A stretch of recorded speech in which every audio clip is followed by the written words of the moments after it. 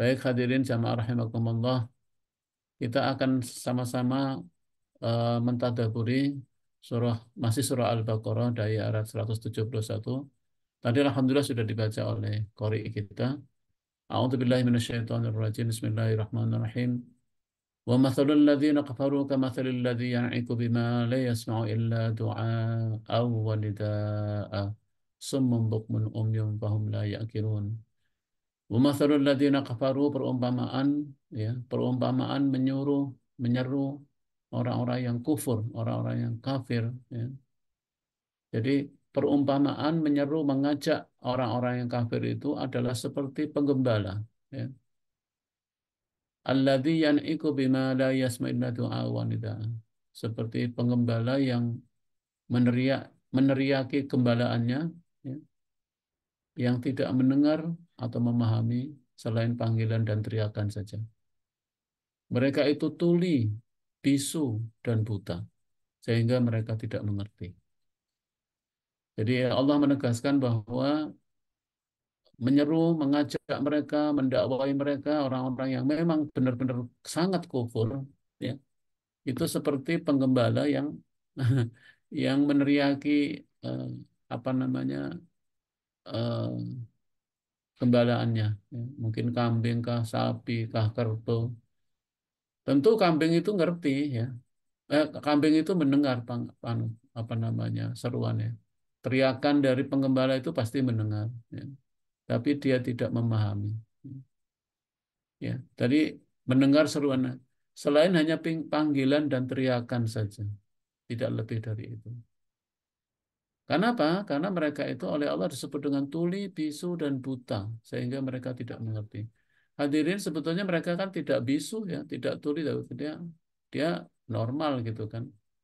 Ini hanya majazi, ya, apa namanya, perumpamaan, sindiran yang keras dari Allah Subhanahu wa taala bahwa memang namanya apa namanya, bisu, tuli, dan buta itu ada yang maknawi, ya, ada yang bermakna rohani, dan ada yang bermakna fisik. Ya kalau fisiknya memang tuli, bisu, dan buta lain, ya. Tapi ini masalahnya telinganya normal, lidahnya normal, kemudian matanya juga tidak melihat, tapi tidak digunakan dengan baik. Ya. Karena itu, mohon maaf, ini di dalam Al-Quran ayat yang lain juga, bahwa orang-orang yang kufur kepada Allah itu sampai diumpamakan seperti binatang. Kan ayat ini seperti itu kan. Menyeru, mengajak orang-orang yang kufur itu seperti penggembala meneriaki gembalaannya. Walaupun Allah nggak menyebutkan gembalanya, kan bisa kambing, bisa sapi, ya, bisa kerbau. Seperti itulah. Mereka hanya mendengarkan panggilan dan teriakan saja, tapi tidak memahami. Dan ini luar biasa. Di dalam surah yang lain, ya, surat Al-A'raf ayat 172, ya kan. Itu juga eh, di, dijelaskan, ya, bahwa eh, mereka, ya, orang-orang apa namanya, orang-orang yang kafir kepada Allah itu ibaratnya seperti apa, ya, seperti eh, orang-orang yang eh, kufur, ya, orang-orang yang seperti binatang maksudnya, ya, seperti binatang karena mereka tidak menggunakan pendengaran, penglihatan, dan hatinya itu. Sampai Allah mengatakan di surah Al-A'raf ayat 170, eh, 179, ya kalau nggak salah, ya. Walaqad dara'na li jahannam katsiran minal jinni wal insi lahum qulubun la yafqahuna biha wa lahum a'yunun la yubsiruna biha wa lahum adhanun la yasma'una biha ulaika kal an'am, ya, di ayat Al-A'raf surat yang ketujuh ayat 179 Allah berfirman, sungguh akan kami penuhi neraka jahanam itu dari golongan jin dan manusia. Mereka memiliki hati, tapi hatinya tidak digunakan untuk apa yang memikirkan ayat-ayat Allah. Kemudian mereka mempunyai telinga, tapi telinga tidak digunakan untuk mendengarkan ayat Allah. Dia memiliki mata, tapi matanya tidak digunakan untuk melihat ayat-ayat Allah. Ulaika kal an'am, kata Allah. Mereka itu seperti binatang. Ya. Jadi jelas kalau ayat ini mereka seperti binatang. Saya begitu. Nah, kenapa? Karena mereka mempunyai pendengaran, ya, penglihatan, dan hati. Bisa itu telinga, lidah, mata. Tapi sama dengan orang yang buta, tuli, dan bisu. Ya. Walaupun dia mempunyai mata, telinga, hati yang normal, tapi ketika mereka tidak menggunakannya itu untuk memahami ayat-ayat Allah, mendengar, melihat kebesaran Allah, mendengarkan ayat-ayat Allah, ya, maka Allah menyebut mereka seperti orang buta, tuli, dan bisu. Karena mereka tidak menggunakannya dengan baik, artinya dia telah menyia-nyiakan panca indera yang merupakan karunia Allah. Ingat hadirin, bahwa nikmat terbesar yang Allah berikan kepada manusia itu adalah pendengaran, penglihatan, dan hati. Dan itu yang membedakan dengan binatang. Jadi Allah menggunakan kalimat pendengaran, penglihatan, dan hati. Bukan telinga ya, bukan telinga, mata. Karena telinga, mata hanyalah tool, hanya alat. Di mana binatang juga punya. Tapi Allah menyebut untuk telinga, mata, dan hati manusia itu dengan kalimat pendengaran. Karena lebih luas ya, pendengaran itu mendengar dan memikirkan. Penglihatan juga melihat dan kemudian merenungi apa yang dia lihat terhadap ayat-ayat Allah Subhanahu wa taala. Sehingga apa? Sehingga orang manusia itu seharusnya ya, yang normal dengan melihat itu dia akan sampai kepada kebenaran. Ayat ini juga menjelaskan bahwa mereka karena telah menyia-nyiakan karunia Allah berupa pendengaran, penglihatan, dan hati, itu karena mereka telah menutup ya, menutup jendela-jendela pengetahuan dan hidayah yang sebetulnya sangat sangat penting. Jadi mereka yang telah menutup, bukan Allah yang tidak memberikan pendengaran. Karena alat pendengarannya itu sudah diberikan oleh Allah, tapi mereka telah menutupnya. Ya, jadi ingat, jadi mereka kafir adalah pilihannya. Kenapa? Karena Allah telah memberikan juga yang sama kepada seluruh manusia. Baik dia kafir maupun mukmin, oleh Allah diberikan yang sama. Adil Allah itu. Semua diberikan mata yang normal, diberikan pendengaran yang normal, diberikan badan yang normal. Yang satunya atau yang beriman itu mau membuka ya jendela-jendela itu untuk menangkap pengetahuan dan hidayah yang datang kepadanya. Dan pengetahuan itu banyak ya. Pengetahuan itu bisa ayat-ayat yang tertulis dalam Al-Quran dan ayat-ayat kauniyah. Sudah pernah kita bahas itu. Ya. Dan hidayah ya. Hidayah itu adalah ayat-ayat kauniyah, yaitu Al-Quran, hadis, berita dari Nabi. Ya. Jadi mereka telah menutup jendela-jendela itu dengan sendirinya. Makanya ya mereka tidak mendapatkan. Karena mereka telah menutup jendela-jendela pengetahuan, ilmu, dan hidayah ya, hidayah dari Allah ya, maka mereka tidak mendapatkan petunjuk hidupnya. Ya. Jadi mereka tidak mendapat petunjuk. Kita pernah membahas pada ayat pada minggu yang lalu. Ya, kan? Kita akan berat menghadapi orang-orang yang tidak mendapat petunjuk. Karena apa? Syarat untuk orang yang kita ikuti itu dua. Pertama, dia berilmu, dan yang kedua mendapat petunjuk. Banyak orang yang berilmu tapi tidak mendapatkan petunjuk dari Allah, juga tidak layak untuk diikuti. Paling hanya ilmunya. Nah, kenapa? Karena mereka telah menutup eh, pendengarannya untuk menangkap hidayah ini. Nah, orang-orang seperti itu sama dengan orang yang sudah tidak tahu ya apa tugasnya di muka bumi ini. Bisa dibayangkan ya, tanpa hidayah, tanpa petunjuk ya, yang benar, apa arti hidup di muka bumi ini? Dia tidak punya misi. Misinya cuma satu, enak-enak aja. Harta, kedudukan, pang, itu aja yang dikejar. Ya. Jadi orang yang tidak mendapatkan petunjuk itu oleh Allah diibaratkan orang-orang yang seperti tidak ada lagi tujuan mulia hidup di muka bumi ini. Tidak lebih dari hanya mengejar eh, mengejar apa ya, kenikmatan yang bersifat sementara saja. Nah, beda kalau orang mendapatkan petunjuk, tahu tujuan akhir hidup itu apa, lalu bagaimana dia harus menjalani hidup ini. Dan untuk mengetahui itu ya dia harus mau menggunakan pendengaran, penglihatan, dan hati. Jadi hadirin, ayat ini menegaskan, Allah sendiri mengatakan, perumpamaan mengajak mereka, menyeru mereka, orang-orang kufur itu, sama dengan pengembala meneriaki gembalaannya. Ya kan? Karena mereka hakikatnya bisu, kemudian tuli, dan buta gitu ya. Ini kan na'udzubillah. Ya. Makanya summum bukmun umyum fahum la yaqilun. Ada lagi juga summum bukmun umyum fahum la yarji'un, ya kan? Ini summum bukmun umyum fahum la yaqilun. Mereka itu tuli, bisu dan buta sehingga mereka tidak mengerti. Padahal mereka itu normal dari segi fisik. Jadi kita jadi tahu sekarang ini, ya kan? Siapa yang disebut orang yang tuli, bisu dan buta menurut pandangan Allah adalah mereka yang tidak mendapatkan petunjuk dalam hidupnya. Hadirin. Ya, orang yang tidak mendapat petunjuk. Nah, sulit, berat, hati-hati ya, tidak layak dan tidak boleh mengikuti orang yang tidak mendapatkan petunjuk.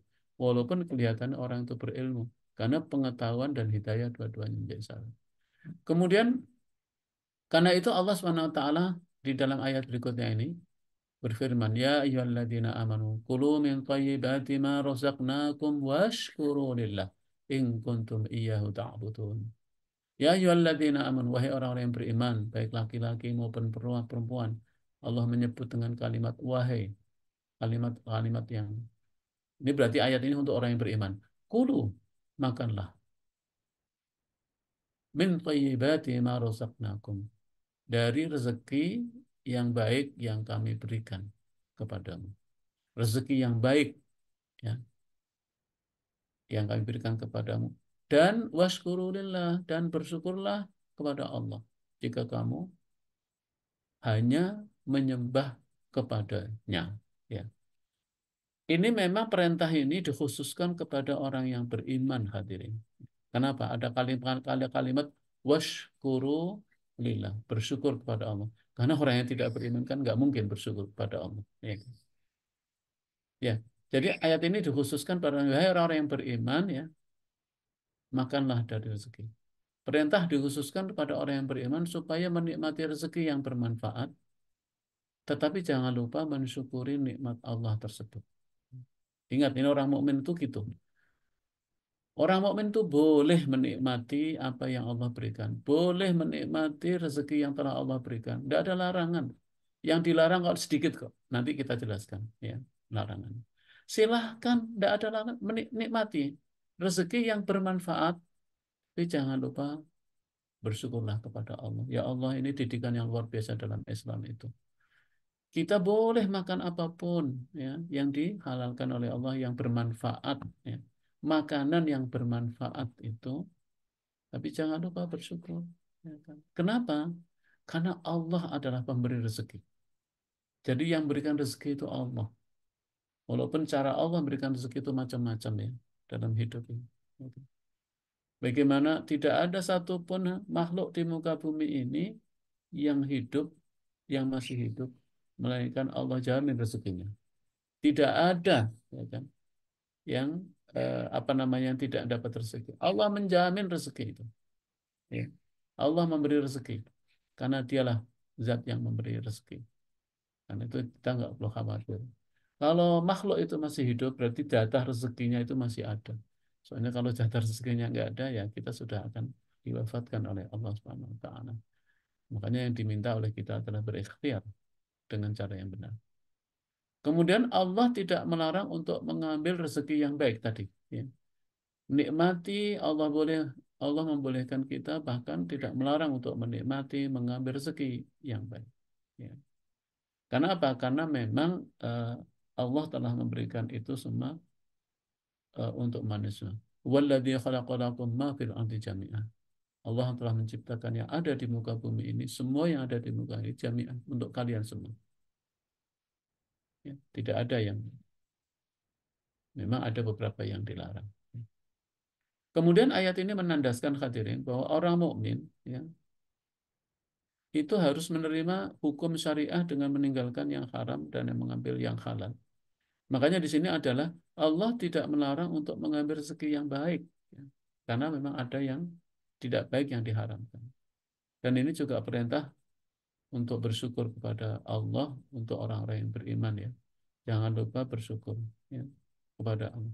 Apa sih hakikat bersyukur itu? Hakikat bersyukur itu pertama, ya, meyakini bahwa semua nikmat itu dari Allah. Wa ma min nikmatin fa min Allah. Wa ma bikum min nikmatin fa min Allah, kata Allah dalam Al-Qur'an. Wa ma bikum, dan apa-apa yang kamu dapatkan dari semua nikmat yang kamu peroleh itu sesungguhnya dari Allah. Wa ma bikum min nikmatin fa min Allah. Sesungguhnya apa-apa yang kamu dapatkan itu dari Allah, karena Allah yang berikan rezeki. Dan rezeki itu kan bisa rezeki dalam bentuk fisik dan bisa non fisik. Apa sih rezeki itu? Rezeki itu segala sesuatu yang dapat dimanfaatkan oleh manusia itu rezeki. Jadi ilmu itu juga rezeki, ya non fisik. Tentu makanan juga rezeki. Ya. Kemudian kebahagiaan itu rezeki. Keluarga yang baik itu rezeki. Teman yang baik itu rezeki hadirin. Ya kan? Kesehatan itu rezeki. Jadi ingat, rezeki itu segala sesuatu yang dapat dimanfaatkan oleh manusia. Itu rezeki. Nah, hadirin, bahwa orang mukmin itu dalam memanfaatkan rezeki itu tahu aturan gitu ya. Makanya dalam Islam itu tidak ada satupun aktivitas kegiatan yang tidak ada hubungan dengan agama. Ayat ini kan ayat 172, ini berkaitan dengan ayat untuk orang-orang yang beriman. Tapi pada ayat sebelumnya ya, kita pernah membaca di ayat sebelumnya, yaitu di ayat 100 berapa itu? Yaitu di ayat 168 sebelumnya kita baca minggu yang lalu, itu khitabnya kepada manusia. Ya ayuhan nas kulu mimma fil ardi halalan thayyibah. Wahai manusia, jadi tujuannya kepada manusia. Kulu mimma, makanlah dari apa-apa fil ardi yang ada di bumi, halalan thayyibah, yang halal dan baik. Jadi untuk urusan makan saja kita itu butuh agama. Jadi jangan mengatakan kita nggak butuh agama. Wong kita mau makan saja juga dituntun oleh agama dan membutuhkan agama. Mengapa? Karena yang kita makan harus halal dan baik. Berarti kan itu agama itu. Jadi setiap perilaku kita itu tidak bisa terlepas dari agama. Terikat kita oleh agama agar hidup kita benar. Makanya orang mukmin itu harus menerima hukum syariah dengan meninggalkan yang haram dan yang halal dari yang Allah berikan. Dan jangan lupa untuk bersyukur kepada Allah SWT. Nah, apa yang diharamkan di sini hadirin? Ya, Allah menegaskan di ayat berikutnya, Innama harrama alaikumul maitata wad dama wa lahman khinzir wa ma uhilla li ghairillahi bih. Faman itturra ghaira bagin wala adin fala isma alaih. Innallaha ghafurur rahim. Kurang lebih artinya innama, sesungguhnya dia Allah hanya mengharamkan untuk kamu bangkai. Waddama, mengharamkan darah. Walahmal khinzir, dan daging babi. Wama uhilla li ghairillahi bih. Dan daging hewan yang disembelih dengan menyebut nama selain Allah. Ya. Famaniturra, tetapi barang siapa yang terpaksa darurat memakannya bukan karena menginginkannya dan tidak pula melampaui batas ghairu bagin wala adin fala isma alai, maka tidak ada dosa baginya. Sungguh Allah Maha Pengampun, Maha Penyayang. Al-Baqarah ayat 173. Hadirin, ayat ini menegaskan ya, tadi kan Allah menyuruh kepada kita untuk memakan yang baik, ya kan? Dan ternyata memang makanan yang baik, makanan yang halal itu lebih banyak dari yang diharamkan. Tapi itulah manusia ya, yang dihalalkan itu lebih banyak. Tapi tapi Allah, tapi manusia kadang-kadang justru mencari yang diharamkan, ya kan? Padahal di ayat ini Allah hanya mengharamkan 4 hal, ya, 4 hal yang diharamkan oleh Allah dari soal makanan ini. Pertama yang diharamkan adalah bangkai. Bangkai yaitu binatang yang mati, ya. Tidak disembelih secara sah menurut ketentuan agama, ya kan? Walaupun ada pengecualian ya, bangkai yang halal itu adalah yaitu yang ikan yang dari laut. Tapi kan kalau tidak baik, kalau sudah bangkai kan tetap nggak baik, karena dia tidak baik ya. Kemudian jadi ini adalah tegas bahwa yang diharamkan oleh Allah itu cuma 4. Pertama bangkai. Yang kedua adalah darah. Darah yang aslinya mengalir ya, tapi bukan limpa dan hati yang aslinya memang membeku. Jadi darah yang mengalir kemudian ditampung kan suka ada itu ya. Kemudian jadi makanan. Itu yang. Yang ketiga adalah daging babi. Ya. Dan bagian tubuh babi lainnya seperti tulang, lemak dan lainnya serta produk turunannya. Begitu para ulama. Jadi daging babi itu bukan hanya dagingnya ya, tapi juga semua bagian dari daging babi itu. Ya. Dan yang keempat yang diharapkan oleh Allah itu adalah daging hewan yang disembelih dengan menyebut nama selain Allah, yaitu hewan persembahan untuk patung, roh, halus, yang dianggap oleh orang musyrik dapat memberikan perlindungan dan keselamatan. Ya. Itu juga nggak boleh dimakan. Jadi ini luar biasa ya, bahwa ternyata yang diharamkan itu sedikit, tapi yang banyak itu yang banyak itu dihalalkan. Dan ini struktur hukum atau struktur kalimat ini kan menarik ya. Allah mengatakan Allah mengharamkan ini. Berarti yang lain boleh gitu loh. Kira-kira ya bahasanya itu. Karena yang diharamkan lebih sedikit, tapi yang dihalalkan itu lebih banyak. Tapi itulah hadirin, kalau manusia tidak mendapat hidayah, kalau manusia tidak menggunakan akal pikirannya dan hanya menuruti hawa nafsunya, justru malah yang dicari yang seperti ini. Ya. Nah ini juga supaya manusia memberlakukan apa yang Allah berikan itu dengan cara yang baik. Bayangkan, sesuatu yang tadinya halal menjadi haram karena disembelih bukan karena Allah. Apa ini maknanya? Maknanya bahwa makanan apapun itu menjadi halal dan haram itu kadang-kadang bukan pada zatnya, tapi pada proses dia mengolahnya, bahkan juga menyembelihnya. Dan ini menunjukkan bahwa masalah makanan itu nggak bisa dipisahkan dengan tauhid, nggak bisa dipisahkan dengan akidah, nggak bisa dipisahkan dengan agama. Makanya daging yang disembelih dengan menyebut nama selain Allah Subhanahu wa taala itu adalah termasuk yang diharamkan oleh Allah. Kalau daging babi jelas ya. Tapi kan hanya daging babi. Sebetulnya kan Allah menyediakan yang lain lebih banyak. Ya sapi, kambing, kerbau, kelinci, kemudian angsa, unggas, lebih banyak gitu loh yang dihalalkan. Tapi mengapa justru Allah mencari yang di. Nah, hikmah lain dari ayat ini hadirin adalah pertama adalah saya ingin menyampaikan dari hikmah atau tadabbur dari ayat 173 surat Al-Baqarah ini bahwa tadi bagi seorang mukmin tidak ada kegiatan sekecil apapun pasti berhubungan dengan agama, dengan syariah, dengan akidah. Ingat ya, agama itu fungsinya adalah petunjuk hidup. Al-Quran itu adalah petunjuk hidup. Al-Quran itu bukan petunjuk orang mati. Al-Quran itu hadir di tengah-tengah kita untuk menjadi petunjuk dalam kehidupan. Kenapa? Karena tidak ada sebetulnya kehidupan yang barokah, yang benar, melainkan yang dituntun oleh Al-Quran. Tidak ada petunjuk yang melebihi dari Al-Quran. Nah, contohnya apa? Mulai soal makanan saja, sudah membutuhkan agama dari awal. Halal ataukah haram? Baik atau buruk? Karena makanan itu kan harus halal dan baik.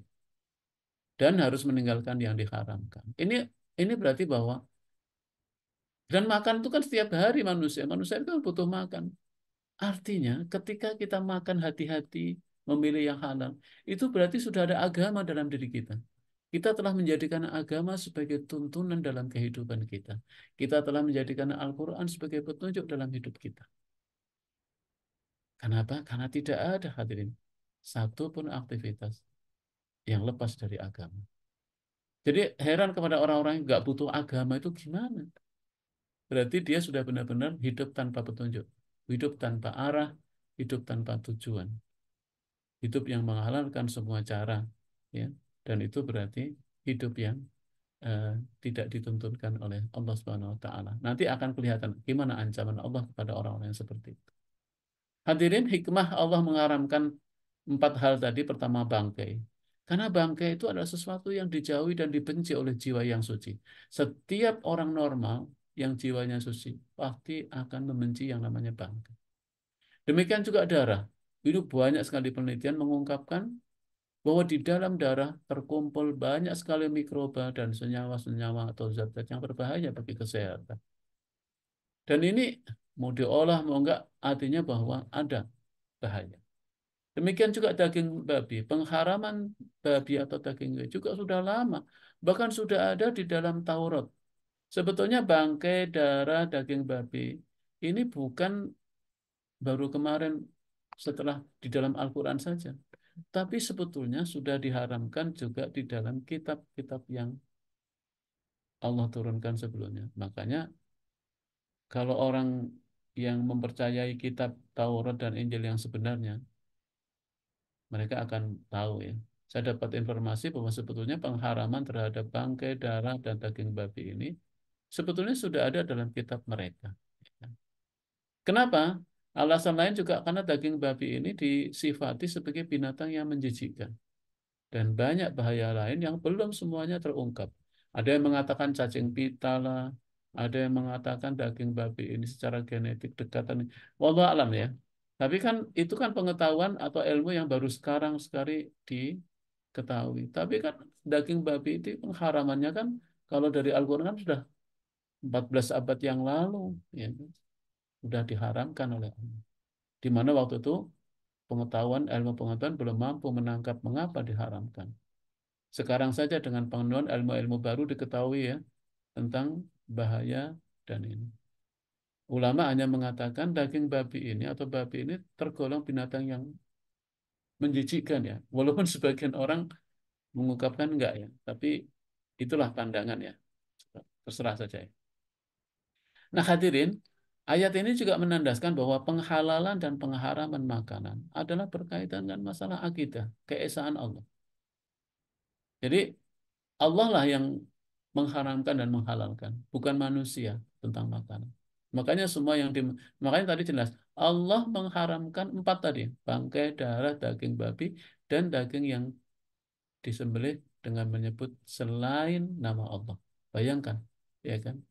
Daging itu hanya karena disembelih, yang satunya dengan nama Allah, yang satunya bukan dengan nama Allah, sudah membedakan yang satunya haram, yang satunya halal. Oh ya, ini menunjukkan bahwa penghalalan dan pengharaman makanan yang merupakan kebutuhan kita sehari-hari itu adalah masalah akidah. Tetapi Allah mengatakan, namun Islam tetap mempertimbangkan kondisi darurat bagi seseorang. Tadi kan, kalau karena terpaksa, ya, karena darurat, ya, sehingga harus memakan makanan yang haram itu boleh, ya, tidak ada dosa baginya.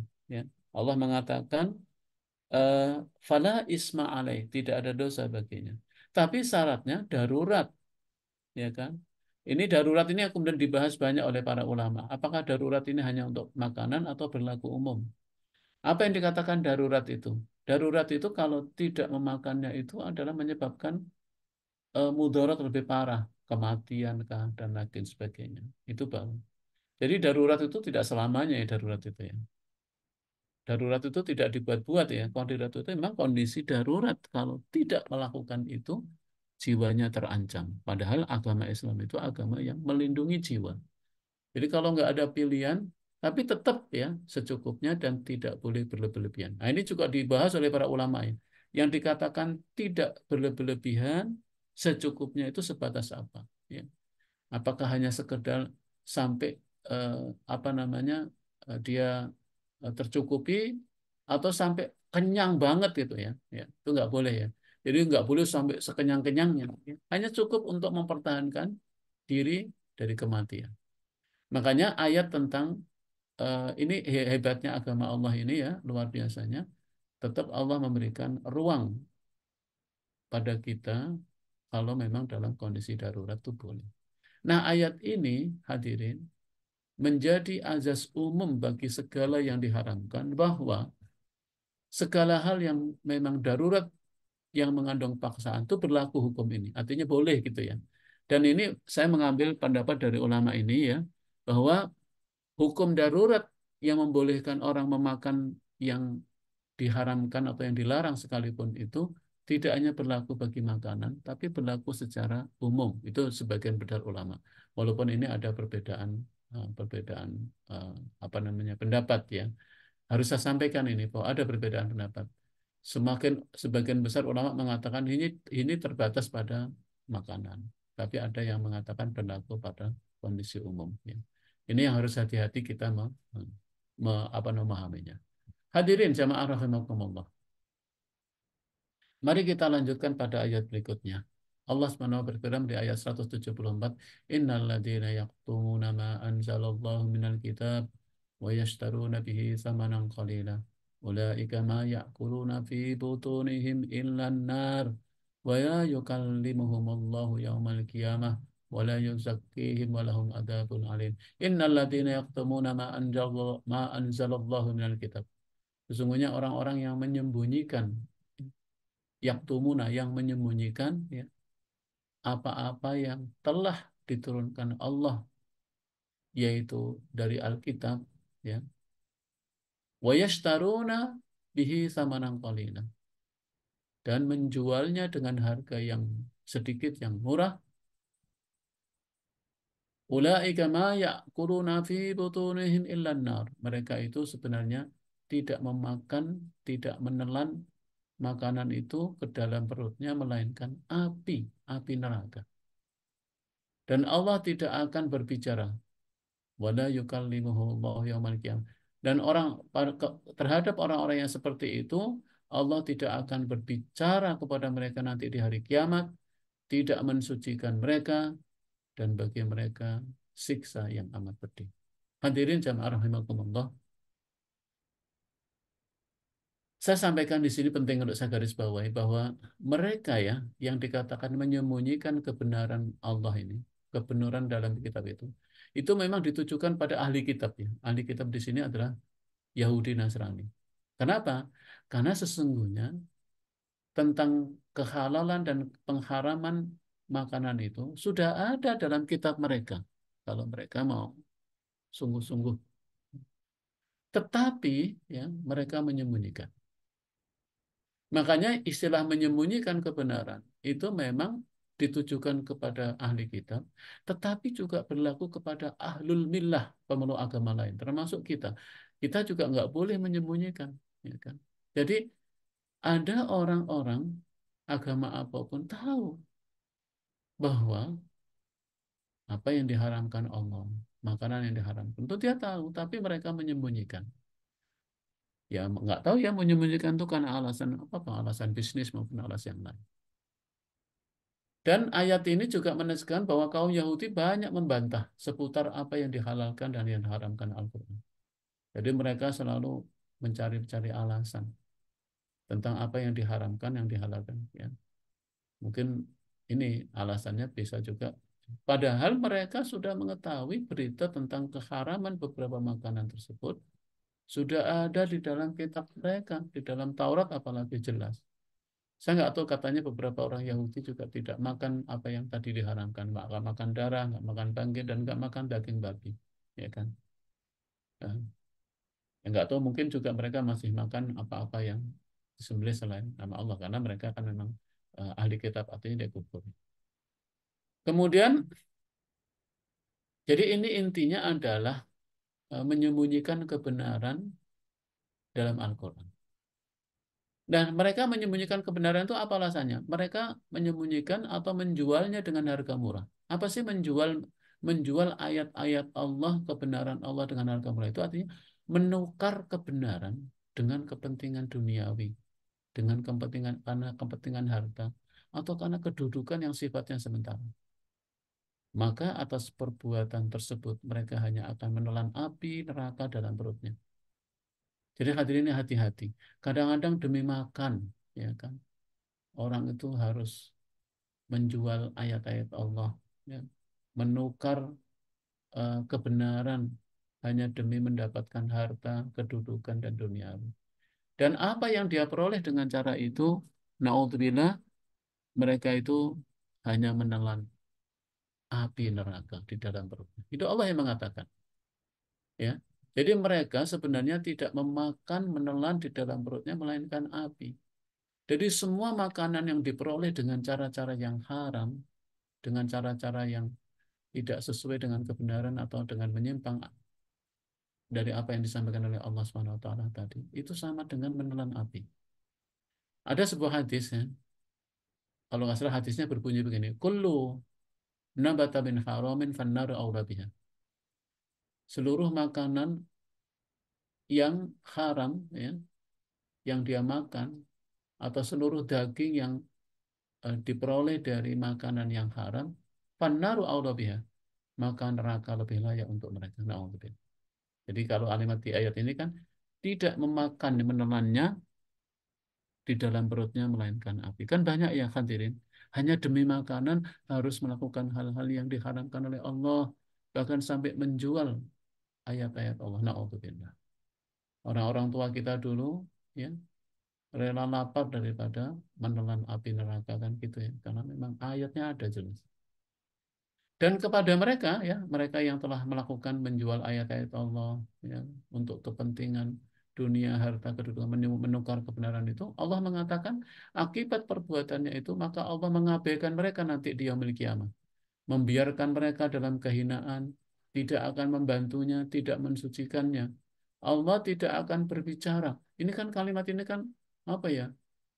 Kita nggak diajak bicara oleh Allah, ya. Itu sama dengan nggak kita dilalaikan, kita diabaikan, nggak dianggap, nggak ditolong, nggak disucikan. Bahkan Allah mengatakan bagi mereka siksa yang amat pedih, tidak akan dibantu juga dari azab neraka. Jadi ini penting ini ayat ini ya. Ini karena kita ini setiap hari kan makan ya. Makanya memang harus kita makan harus hati-hati. Zatnya harus baik dan cara memperolehnya pun juga harus benar. Halal dan thayyibah itu. Ya sudah kita bahas pada minggu yang lalu hadirin. Nah, Allah mensifati mereka ulaika alladzina ishtaraw ad-dhalalata bil huda wal adzaba bil maghfirah fama asbarahum 'alan nar. Ulaika mereka itulah orang-orang yang membeli kesesatan dengan petunjuk dan siksa dengan ampunan. Maka alangkah beraninya mereka, alangkah apa sabar itu disatikan juga ada yang mengatakan maka alangkah sabarnya mereka menentang api neraka. Tapi kan nggak cocok gitu ya. Sehingga ada yang mengatakan, maka alangkah hebatnya dia, beraninya mereka menentang api neraka. Masya Allah ya. Ini kaitannya dengan neraka ya soal makanan ini. Jadi mereka yang menyembunyikan isi kitab suci Al-Quran itulah yang membeli kesesatan dengan petunjuk. Apa sih membeli kesesatan dengan petunjuk itu? Yaitu menukar petunjuk yang berasal dari Allah dan melalui Rasulnya ini dengan kepentingan duniawi karena mengikuti hawa nafsu. Itu kira-kira ya maksudnya. Jadi kalau ayat orang yang membeli kesesatan dengan petunjuk itu artinya menukar petunjuk yang baik dari Allah, ilmu yang baik dan hikmah dari Allah, rahmat dari Allah itu dengan duniawi atau dengan kepentingan-kepentingan dunia, nikmatkan duniawi hanya karena mengikuti hawa nafsu. Juga Allah mengatakan mereka menukar azab dengan ampunan. Itu artinya mereka lebih memilih azab neraka daripada ampunan Allah. Makanya Allah mengatakan, maka alangkah beraninya, ya, kok bisa dia bisa bertahan, kok dia bisa, mampukah dia menghadapi neraka. Na'udzubillah, moga-moga Allah menjaga kita, memberikan kekuatan kita, bahwa ternyata dalam Islam itu bekerja itu ibadah. Karena apa? Bekerja mendapatkan harta yang halal, Masya Allah, itu adalah jauh lebih nikmat daripada ya mendapatkan dengan cara-cara yang halal, dengan cara-cara yang haram atau yang dibenci oleh Allah atau yang dilarang oleh Allah. Karena apa? Karena apa yang kita ambil atau yang kita dapat dengan cara yang baik, dengan cara yang haram, dengan cara yang halal dalam memperolehnya, itu jauh lebih berkah. Ya. Berkah itu apa sih? Apa yang kita makan itu dapat me, apa ya? Dapat meningkatkan eh, kebaikan kita, dapat menambah kita menjadi lebih baik ya. Eh, mendorong kita untuk melakukan kebaikan. Karena itu jangan-jangan itu ya, kenapa kita berat melakukan amal soleh? Itu bisa juga berasal dari makanan yang dimakan. Makanya ada orang yang kuat, ya, makanannya bergizi, ya. Tapi untuk berangkat sholat subuh itu berat. Padahal dia bisa lari keliling lapangan sempur mungkin 10 kali.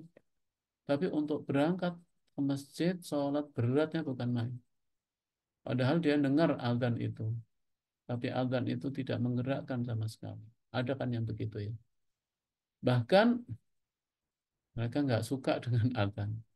Nah, jadi ada ya, karena makanan itu impact-nya memang ya bisa terhadap amal-amal seseorang. Jadi kalau orang berat melakukan amal soleh, kayaknya harus kita evaluasi juga adalah dari biasa-bisa memang dari makanan. Bahkan sampai Imam Syafi'i mengatakan, kok hafalan saya sulit ya, kok hafalan saya berat, kok sulit menghafalkan dan memahami. Kata Imam Syafi'i, bisa juga karena maksiat dan dosa yang kita lakukan. Dan maksiat dan dosa itu juga bisa berasal dari makanan. Ya. Makanya, makanya ini penting karena makanan itu akan tumbuh dari makanan itulah tumbuh daging dan energi dalam tubuh kita, mungkin bisa menjadi darah yang menjadi energi dalam hidup kita, sehingga Allah benar-benar menasihati soal makanan ini dengan sangat rinci. Ayat tadi, ya ayyuhalladzina amanu kulu mimma fil ardi halalan thayyibah, atau ya ayyuhalladzina amanu, ya orang-orang yang apa namanya, yang beriman, apa tadi, kulu min thayyibati ma razaqnakum, makanlah min thayyibati, dari rezeki yang baik yang Allah berikan kepada kamu, dan bersyukurlah. Ya. Nah, bagian terakhir dari yang kita bahas hari ini adalah yaitu surah Al-Baqarah ayat 176. Dzalika bi annallah nazzalal kitaba bil haqq wa innal ladzina ikhtalafu fil kitabi lafi shiqaqin ba'id. Dzalika, yang demikian itu, bi annallaha. Yang demikian itu adalah disebabkan karena Allah, sesungguhnya Allah telah menurunkan Alkitab, yaitu Al-Quran, bil haq, dengan kebenaran. Wa innal ladzina ikhtalafu fil kitab, ya, dan sesungguhnya orang-orang yang berselisih ya tentang kebenaran dengan Al-Quran atau menolak kebenaran Alkitab itu, benar-benar dia dalam penyimpangan yang jauh, dalam kesesatan yang jauh dari kebenaran. Jadi yang demikian itu adalah karena sesungguhnya Allah telah menurunkan Alkitab dengan membawa kebenaran, petunjuk, dan sesungguhnya orang-orang yang berselisih ya, berlawanan, bertengkar terhadap kebenaran itu, maka mereka dalam kesesatan yang jauh, penyimpangan yang amat jauh. Jadi Allah telah menurunkan kitab Al-Quran dengan membawa kebenaran. Tapi mereka berselisih paham tentang kebenaran informasi kitab Al-Quran, terutama orang Yahudi Nasrani dan orang yang kafir. Bahkan sebagian mereka ini, ada yang menolak isinya secara keseluruhan, dan ada yang menolak sebagian isinya, dan ada yang menerima sebagian yang lain saja. Jadi sikap terhadap Al-Quran seharusnya adalah menerima keseluruhan. Nah, ada mereka yang berselisih ya, ini tergolong yang berselisih ini, menerima, menolak semua isinya, atau menolak sebagian tapi menerima sebagian. Ini juga sama, sikap menolak dan menerima sebagian itu juga termasuk kufur. Karena ada orang ya, hadirin, ada orang yang sikapnya terhadap Allah, ini orang beriman, hanya mengimani atau menerima yang menurut dia yang enak, yang nggak enak nggak mau dia. Nah, ini nggak boleh, ya kan? Jadi namanya itu termasuk menolak sebagian, menerima sebagian yang lain. Ini nggak boleh. Sikap kita terhadap Al-Quran adalah seluruh Al-Quran itu adalah petunjuk dari Allah. Nggak boleh kita milih-milih gitu. Kalau milih-milih, misalnya giliran yang berat-berat itu nggak mau itu yang gampang-gampang. Makanya misalnya orang Muslim itu kalau disuruh sholat mungkin sebagian sholat, tapi ketika diperintahkan untuk zakat pada berat gitu. Padahal itu perintah. Gitu. Itu artinya milih-milih dia gitu. Yang ringan-ringan saja, menolak yang lain. Nggak boleh sikap seperti ini. Jangan sampai kita menjadi orang-orang yang seperti itu. Kenapa? Karena seluruh Al-Quran adalah barang siapa yang kembali kepada Al-Quran, kitab Allah, maka dia dalam petunjuk dan kebenaran. Karena itu segeralah kembali kepada Al-Quran. Orang yang kembali kepada Al-Quran, beriman kepada Al-Quran dengan sungguh-sungguh, saksikan kata Allah, dia adalah orang yang dalam petunjuk. Dan itu sesuai dengan kebenaran. Artinya dia berada dalam kebenaran. Dan bertengkar dan berselisih dengan kebenaran berarti bertengkar dengan fitrahnya diri dan bertengkar dengan jiwa mereka sendiri. Jadi orang yang berselisih dan bertengkar menolak kebenaran dari Allah itu sebetulnya dia menolak menolak undang-undang fitrah, undang-undang ada, menolak fitrahnya sendiri. Karena fitrah manusia itu pasti sesuai dengan penciptanya. Jadi perintah Allah itu sesuai dengan fitrah manusia. Jadi kalau kita menolak perintah Allah, itu sama dengan bertolak belakang dengan fitrah manusia. Ya tadi kan Allah mengharamkan mengharamkan daging babi, mengharamkan darah, mengharamkan bangkai dan apa-apa yang disembelih dengan menyebut selain Allah. Itu sebetulnya adalah untuk kebaikan manusia. Itu sesuai dengan fitrah. Jadi kalau dia melakukan itu tuh tidak sesuai dengan bertentangan dengan fitrahnya dan itu bertentangan dengan jiwa mereka sendiri. Kok bisa? Iya, mungkin secara fisik happy-happy aja, ya, baik-baik saja. Tapi ingat hadirin, ya kan, cepat atau lambat, ya, makna fitrah ini maknawi, makna ruhani, ya, itu akan berimpact kepada perilaku, sikap, akhlak, tabiat, itu akan berpengaruh. Ya, makanya eh, kita selalu mengatakan dia makan yang haram ini kok baik ya. Itu baik pada saat itu, saudara. Tapi kita kan nggak tahu menilai orang itu kan nggak saat kita ketemu, ya kan. Di luar itu kan banyak yang tidak ketahui, lebih banyak tidak mengetahui kita di luar itu yang kita nggak tahu. Tapi kita percaya kepada Allah, pencipta kita, bahwa berselisih atau menselisih, melawan, bertengkar dengan kebenaran, itu kata Allah sama dengan bertengkar dan melawan jiwa mereka sendiri. Ya. Wallahu alam, saya kira itu yang kita bisa tadabburi pada pagi hari ini. Moga-moga Allah memberikan kepada kita ilmu yang bermanfaat, ya. Sehingga kita eh, apa namanya eh, dibimbing oleh Allah untuk selalu dalam petunjuk hidup ini. Karena kita kan doanya gitu, ihdinas siratal mustaqim. Ya Allah, tunjukilah kami jalan yang benar, jalan yang lurus, atau jalan yang diridhoi oleh Allah SWT. Hussein, saya kira itu Hussein ya. Fadol kalau ada yang menambah atau yang bertanya.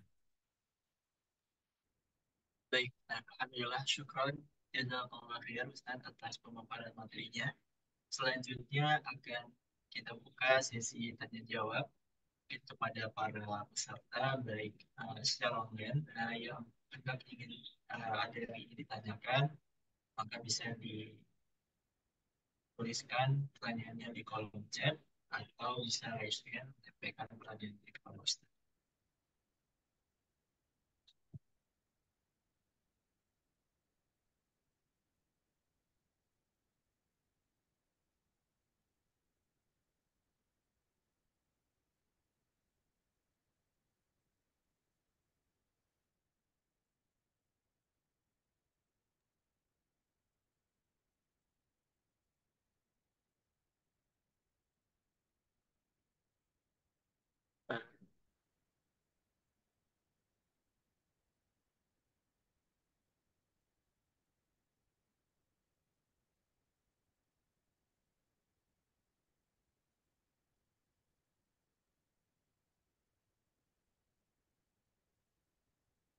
Lagi untuk peserta online, apakah ada yang ingin ditanyakan? Ada, bisa.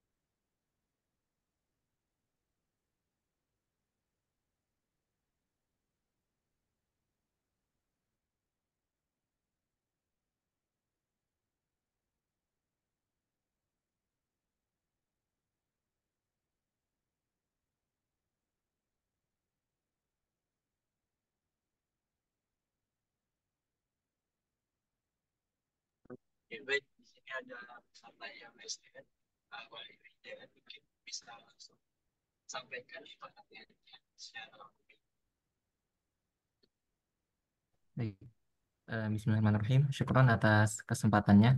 Assalamualaikum warahmatullahi wabarakatuh. Izin bertanya, Ustadz. Mungkin manakah yang lebih utama antara memahami isi Al-Quran dengan membaca atau menghafalnya, gitu? Mungkin karena ada beberapa mungkin yang banyak membaca dan yang menghafal Al-Quran, tapi mungkin kurang dalam memahami isi Al-Quran tersebut mungkin. Ini itu pertanyaan Ustadz. Ya, baik Mas Wahyu Hidayat ya. Sebetulnya gini, sikap kita terhadap Al-Quran itu apa namanya, kita diwajibkan oleh Allah beriman kepada Al-Quran, percaya kepada Al-Quran. Yang namanya beriman kepada Al-Quran itu kan mulai dari level pertama. Paling awal adalah wajib kita mengenal Al-Quran. Karena sejak kecil kita mengenal Al-Quran. Kepada anak-anak diperkenalkan Al-Quran. Karena itu bagian dari beriman kepada Al-Quran. Wajib kita memperkenalkan Al-Quran. Yang kedua, setelah kenal kita belajar membacanya. Kan gitu ya, belajar membaca Al-Quran. Itu juga bagian dari iman pada Al-Quran. Kemudian itu kewajiban kita pada Al-Quran. Yang ketiga, setelah belajar membaca, memperbaiki bacaan. Ada tahsin, ada ini. Supaya bacaan kita benar. Ya. Karena orang yang dengan mengenal, kemudian belajar membaca, kita akan mencintai Al-Quran. Ya kan? Kemudian kita akan rajin membacanya. Mengapa? Karena membaca acara bernilai ibadah. Ya kan? Jadi memperbaiki bacaan Al-Quran itu kewajiban. Jangan lupa loh ya. Nggak boleh sekedar percaya bahwa Al-Quran itu benar, tapi nggak melakukan apa-apa. Nggak mencintai, nggak berusaha mengenalnya, kemudian tidak belajar membacanya, dan tidak berusaha memperbaiki bacaan. Nah, apakah cukup memperbaiki bacaan? Tidak cukup. Setelah memperbaiki bacaan, berusaha untuk memahami isi Al-Quran. Itu tahapan berikutnya. Membaca, memahami, hari ini kita tadabbur Al-Quran adalah berusaha untuk memahami. Karena Al-Quran itu adalah fungsinya sebagai petunjuk. Apa tuh petunjuk? Masa petunjuk kita nggak tahu? Petunjuk hidup kita nggak tahu isinya, ya kan? Makanya kewajiban berikutnya Al-Quran itu adalah memahami isinya, ya, petunjuknya. Ya. Kemudian berikutnya kita diperintah oleh Allah juga mempelajari tafsir, ya. Makanya banyak mufasir-mufasir itu supaya kita tahu, ya, hubungan antara satu ayat dengan ayat lain. Kenapa? Karena Al-Quran itu disusun oleh Allah Subhanahu Wa Taala tidak berdasarkan tematik, ya. Ya, hari ini kan kita belajar baca ini mungkin temanya makanan, tapi selalu dikaitkan dengan yang lain gitu ya, dengan akidah, dengan syariah, dengan sejarah gitu. Kenapa? Karena Al-Quran itu, saudara, adalah satu kesatuan. Ayat Al-Quran di dalam surat tertentu kadang-kadang diterangkan oleh Allah di ayat yang lain. Itulah pentingnya tafsir. Jadi tafsir terbaik adalah Al-Quran bil Quran, al-ayat bil ayat. Karena tafsir terbaik itu adalah Al-Quran sendiri. Jadi Al-Quran dijelaskan di ayat di Al-Quran oleh Al-Quran sendiri. Ayat di dalamnya. Dan ada yang Al-Quran bil hadis. Karena penafsir terbaik Al-Quran adalah Nabi kita Muhammad SAW. Oleh karena itu, karena Al-Quran itu dijelaskan di dalam oleh hadis ya, dijelaskan oleh Rasulullah. Makanya belajar tafsir itu penting hadis. Nah, yang terakhir kewajiban kita kepada Al-Quran adalah melaksanakan, mengamalkan. Jadi ingat kewajiban pada Al-Quran itu sampai mengamalkan. Dan kita ini baru bisa mengamalkan kadang-kadang hal-hal yang bersifat ibadah individu, sholat, karena memang itu nggak terikat dengan yang lain gitu ya. Tapi ketika kita harus mempraktekkan ekonomi Islam, nah itu kan berat itu, karena menyangkut institusi, norma, kemudian masyarakat, menyangkut kenegaraan ini. Nah paling tidak kita mengamalkan apa yang bisa kita amalkan sendiri. Tapi kalau yang menyangkut hukum secara umum, itu karena menyangkut aspek-aspek negara, politik, kekuasaan, ya, ya. Allah masih mengampuni. Tapi kalau yang tidak, misalnya meninggalkan yang diharamkan itu kan kita sendiri, nggak butuh misalnya harus ada aturan dari negara gitu. Tadi kan Allah mengatakan Allah mengharamkan darah, mengharamkan daging babi, kan kita bisa itu melakukan sendiri, ya kan?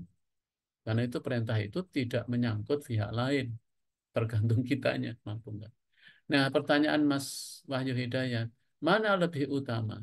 Saya mengatakan yang paling utama yang tadi, ya membacanya, rutin membacanya, menghafalkannya, dan juga memahami maknanya. Tapi kalau misalnya Mas Wahyu Hidayat nanya, Apakah membaca saya dapat pahala? Dapat. Karena apa? Semua kebaikan yang dilakukan itu ada nilainya di sisi Allah. Jangan khawatir. Cuma pesan saya, jangan mencukupkan hanya bisa tahsin terus selesai. Ya, harus dilanjutkan dengan memahami makna. Mungkin gitu ya Mas Wahyu ya.